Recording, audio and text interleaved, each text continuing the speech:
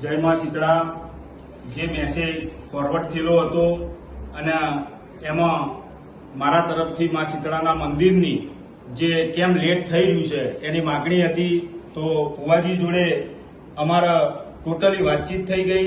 એમાં જે કોઈ પણ પ્રશ્ન હતા એની વિગતવાર ચર્ચા થઈ ગઈ અને સાંથલ ગામના વિકાસની પણ વાત થઈ ગઈ અને ટોટલી રીતે થઈ ગઈ. પણ જો કદાચ એ મેસેજથી ભુવાજીનું દિલ દુભાયું હોય તો હું ફ્રેન્ડલી સોરી માગું છું અને સાંથલ ગામના વિકાસની અંદર કે જે પણ કોઈ કાર્ય હશે એમાં સાથ અને સહકાર આપી અને વિકાસના કાર્ય કરીશું અને ગામની ઉન્નતિ અને જન્નતિ બે વિચારીશું અને એવી રીતે બંને મળી અને ગામનો સહકાર લઈ અને મા શીતળાનું મંદિર પૂર્ણ કરશું એવું હું ભુવાજીના સાથ સહકારનો વચન આપું છું.